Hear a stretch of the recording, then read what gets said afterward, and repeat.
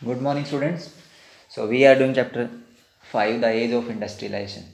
So now we will discuss about the next topic. Up to decline of the old port and the rise of new one, we have discussed how Surat and Hooghly ports they were declined, and in place of that Kolkata and Mumbai new ports were established by the European companies. Now next we will discuss what happened to weavers. It means the weavers means the persons those who are doing the work of cotton textile. Weaver होता है बुनकर, जो कपड़ा बनाता था उस time. तो उसके साथ में क्या हुआ उस time, because at that time the European companies और British East India company they have controlled on India. So we will discuss about this. So topic is what happen to weavers. This topic we will start now. What happen to viewers.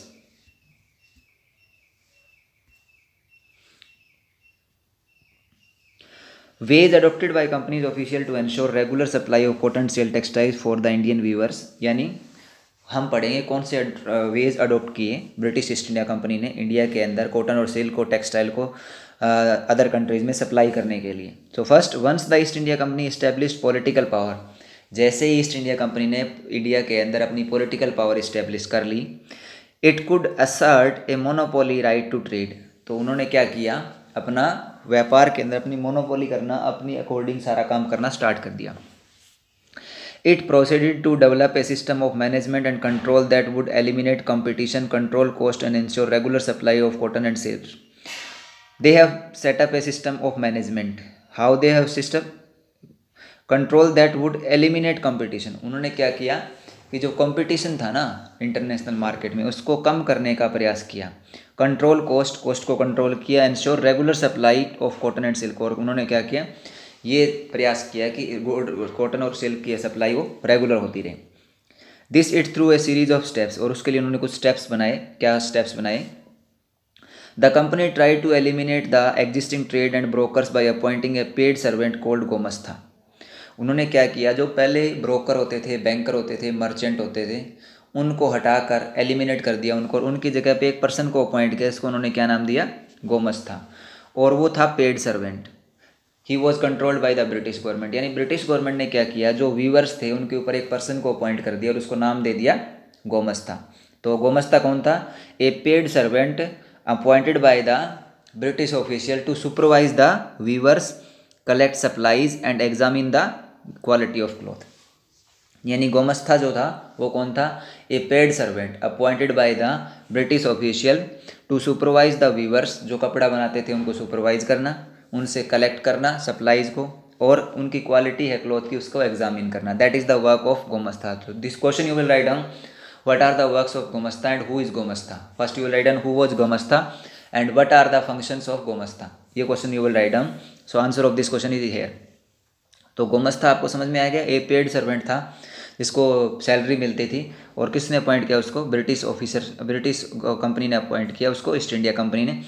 और उसका काम क्या था? Supervise viewers, viewers को supervise करना, उसको collect supply, जो supplies है सारी वहाँ से जो बनाएंगे बुनकर उसको इकट्ठा करना क्लॉथ को, और examine the quality of the cloth. This is the work of gomastha.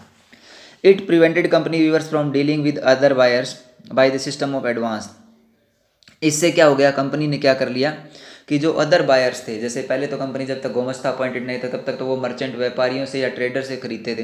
तो अब उनके बीच में से वो हट गए और डायरेक्टली कंपनी ने क्या है उसके ऊपर अपना कंट्रोल कर लिया.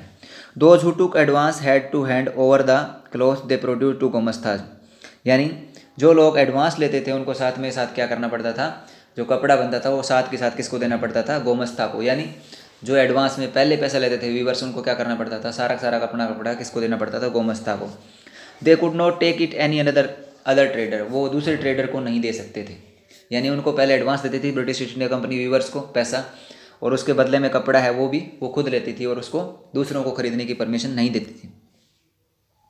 अब क्या हुआ, often there were reports of clashes between the weavers and gomasthas. अब क्या हुआ कि रिपोर्ट्स आने लग गई किसकी, कि क्लैशेस, झगड़े होने लगे किस बीच में? वीवर्स और गोमस्ता के बीच में. कारण क्या थे वो देखो. Many weavers at small plots of land.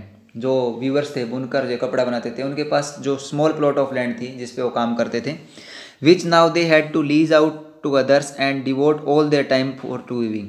अब उन्होंने क्या कर दिया, लीज पे होता ठेके पे देना या गिरवी रख देना. तो जो उनके पास स्मॉल प्लॉट ऑफ लैंड थी वीवर्स के पास, वो उन्होंने क्या कर दिया, ठेके पे या गिरवी रख दिया अदर्स को, और अपना सारा काम किस में करने लगे, वो वीविंग यानी कपड़ा बनाने में करने लगे। Weaving required the labour of entire family, यानी वीविंग वर्क था वो क्या करता था, वो लेबर करते थे, वो सारा फैमिली उसमें इन्वॉल्व हो गया। Earlier supply merchants had a close relationship with the weavers, the gomasthas were outsider, they had actually arrogantly marched into village with sepoys and peons and punished weaver for delays in supply, often beating and flogging them. जो earlier पहले जो supply होता था उसमें merchants के साथ में और जो व्यापारी थे उनके साथ में वीवर्स जो कपड़ा बनाने हुए थे उनके रिलेशन अच्छे थे, ठीक है। बट जैसे ये गोमस्ताज अपॉइंट हुए, ये गोमस्ताज तो आउटसाइडर थे, वो वहाँ के तो होते नहीं थे, वो बाहर से अपॉइंट करती थी ब्रिटिश गवर्नमेंट, तो दे एक्टेड एरोगेंटली, वो अच्छा व्यवहार नहीं करते थे वहाँ पे उनके साथ में जाके। वो विलेज में किसके साथ में जाते थे, सिपाही के साथ में यानी पुलिस के साथ में, और पियोन के साथ में, चपड़ासी के साथ में।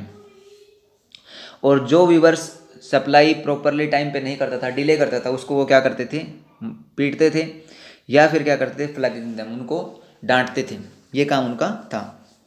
Viewers lost the space to bargain the prices and sell to different buyers. अब जो पहले वो बार्गेनिंग करते थे, बार्गेनिंग कर क्या करना, मोल भाव करना, जैसे कोई कहता है इसको 50 रुपये में दूंगा, कोई कहता है 100 रुपये में दूंगा, वो अब वीवर्स नहीं कर पा रहे थे। क्यों? क्योंकि उनको डायरेक्टली क्या है, एक ही प्राइस के ऊपर सारा का सारा आपको क्या करना पड़ रहा था, उनको गोमस्ता को देना पड़ रहा था।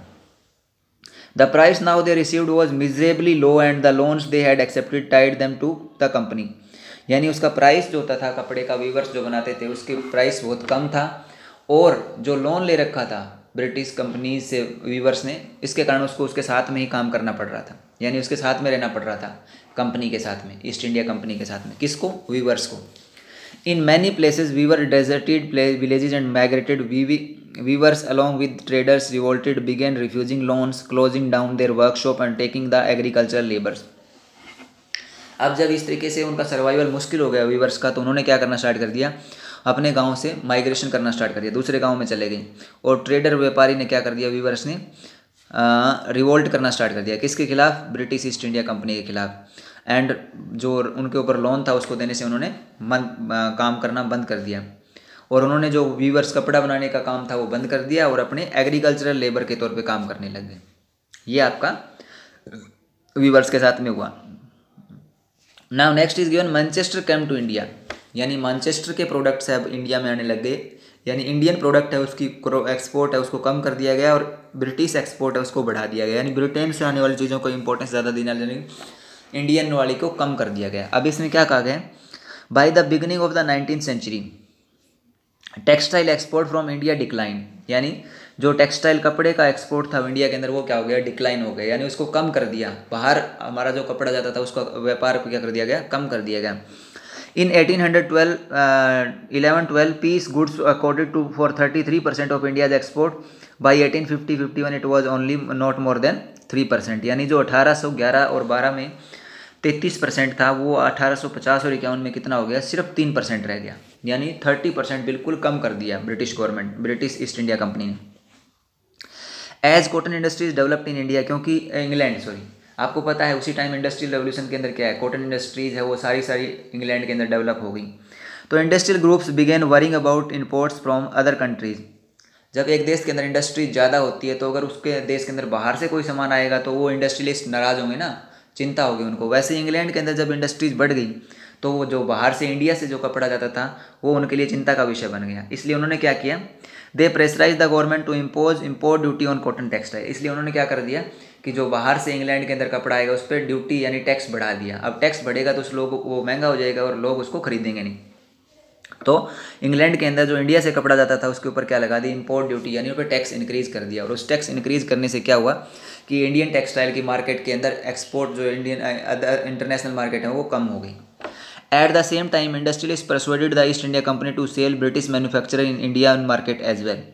अब जो इंडस्ट्रियलिस्ट थे इंग्लैंड के अंदर उन्होंने मना लिया, परसुएड का मतलब क्या, मना लिया, ईस्ट इंडिया कंपनी उस समय इंडिया में रूल कर रही थी, उसको मना लिया कि इंडियन मार्केट में भी क्या है वो ब्रिटिश मैन्युफैक्चरर जो चीज़ें थी उनको बेचें।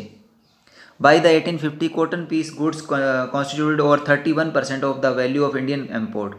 यानी इंडिया के अंदर जो 100% कॉटन था या जो कपड़ा आता था उसका 31% अब कहाँ से आने लग गया, इंग्लैंड से आने लग गया। And the by 1870 this figure was over 50%।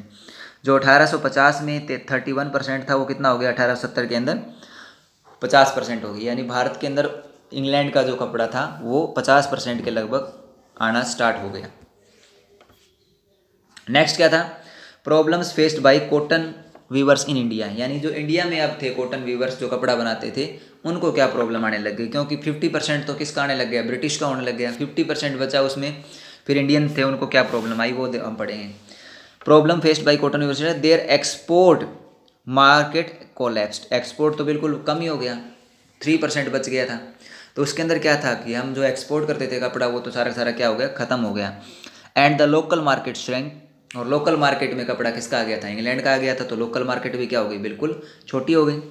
Being गल्टेड with Manchester imports, यानी जो लोकल मार्केट में कपड़ा कहाँ से आने लग गया, मैनचेस्टर से, इंग्लैंड से आने लग गया।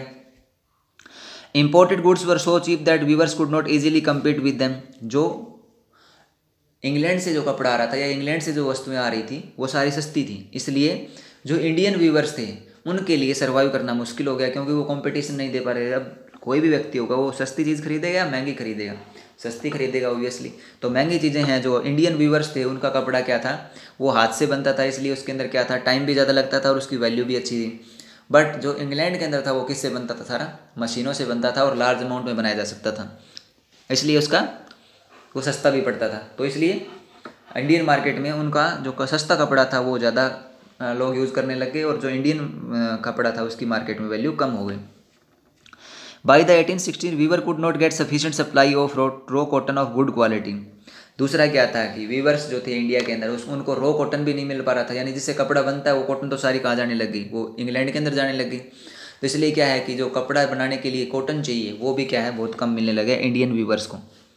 As raw cotton export from India increased, अब क्या है कि इंडिया से सिर्फ क्या किया जाता था, कॉटन को एक्सपोर्ट किया जाता था, क्लॉथ वहाँ बनता था और वो वापस इंडिया में लाया जाता था। The price of raw cotton shot up, वो बढ़ गया।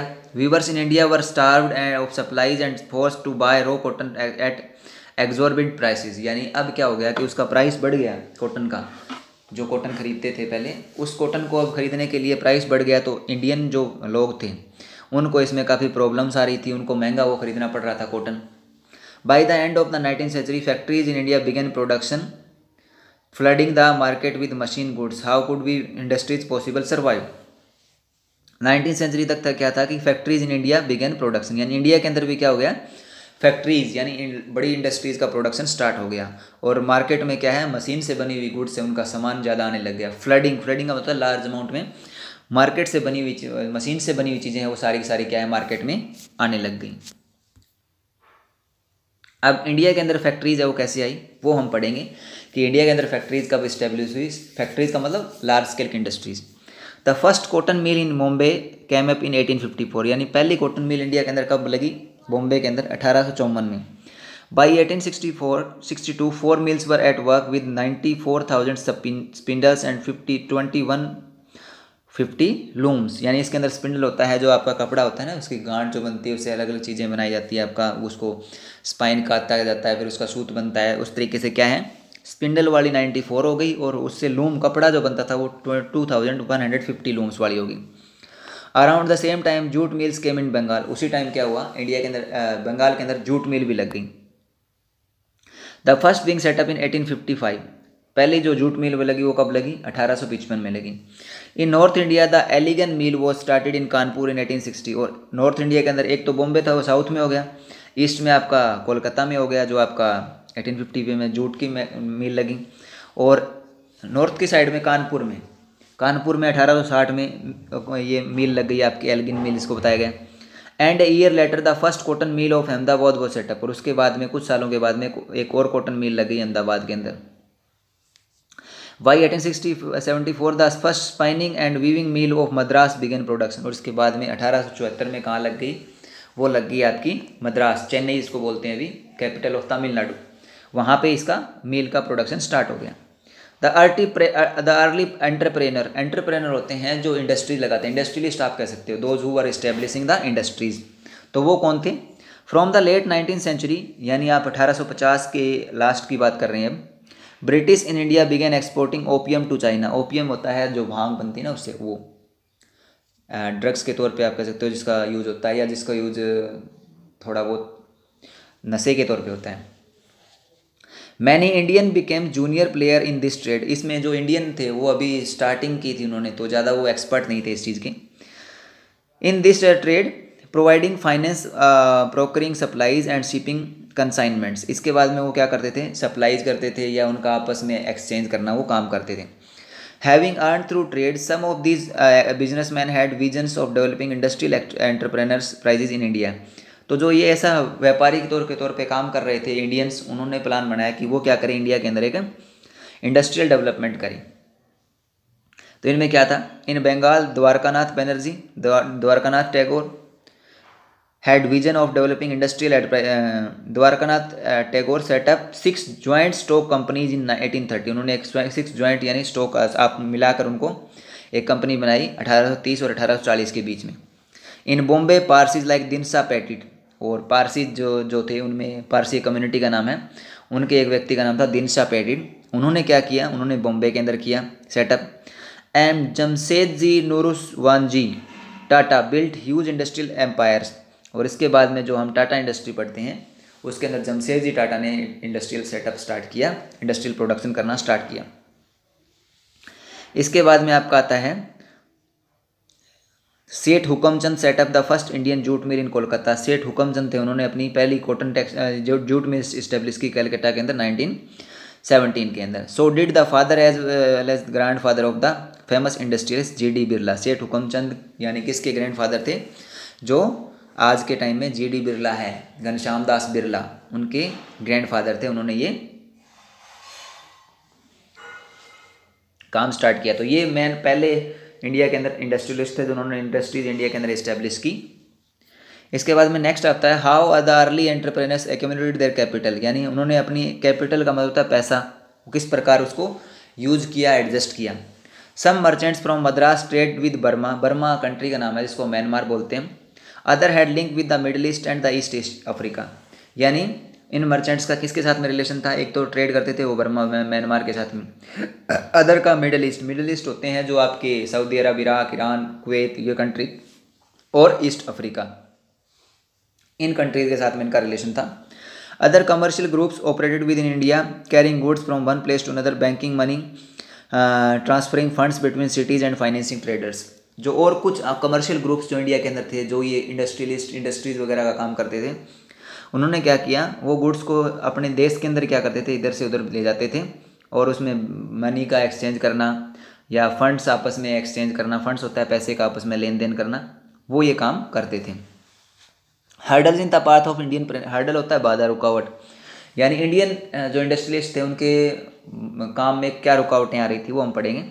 As colonial control over Indian trade tightened, the space within which Indian merchants could function became increasingly limited, यानी जैसे जैसे कॉलोनियल गवर्नमेंट ने इंडिया के ऊपर अपना कंट्रोल करना स्टार्ट किया तो उससे क्या हुआ कि जो इंडियन मर्चेंट्स थे उनको मार्केट के अंदर या उनका जो फंक्शंस थे, उनके काम थे, उसके अंदर लिमिटेशन आ गई। क्यों? क्योंकि मोस्टली वर्क किसके अंडर में चला गया, ब्रिटिश ईस्ट इंडिया कंपनी के, ब्रिटेन के कॉलोनियल गवर्नमेंट के अंडर में आ गया। They were barred from trading with Europe in manufacturing goods and had to export mostly raw material and food grains. अब उन्होंने क्या कर दिया, जो यूरोप के अंदर एक्सपोर्ट करते थे वहाँ पे सिर्फ आपका रॉ मटेरियल किया जाता था, ना कि वहाँ पे आपका फिनिश्ड गुड भेजा जाता था। वहाँ पे रॉ मटेरियल के तौर पे उन्होंने क्या भेजना स्टार्ट कर दिया, जो आपका कॉटन था या फूड ग्रेन्स अनाज थे उनको भेजना स्टार्ट कर दिया। उनसे बनने वाली चीज़ें वो क्या है, उनका एक्सपोर्ट वो ना वहाँ नहीं करते थे, उनका एक्सपोर्ट वो वहाँ से इंडिया में करवाते थे, यूरोप से। European managing agencies controlled a large sector of Indian industries. अब क्या है, यूरोपियन एजेंसीज थी, उनमें मोस्टली जो इंडियन इंडस्ट्रीज थे उसके ऊपर कंट्रोल उनका था। दीज एजेंसीज मोबिलाइज्ड कैपिटल, वो क्या करती थी, उसमें अपना कैपिटल, पैसे का इन्वेस्टमेंट वो करती थी। कंपनीज के अंदर मैनेज करना, उसका आपस में एक्सचेंज करना, सारा काम उनका था। The European merchant industries had their own chambers of commerce with Indian business were not allowed to join, यानी यूरोपियन कंपनी के जो लोग थे उनका अपना एक ऑर्गेनाइजेशन था और उसको इंडियन को अलाउड करना, उनको ज्वाइन करना अलाउड नहीं था। तो ये हमने आज इसका डिस्कस किया है। कल हम डिस्कस करेंगे कि where did workers come from in the industries of, जो इंडस्ट्रीज एस्टेब्लिश्ड हुई वहाँ पे वर्कर्स कहाँ से आते थे।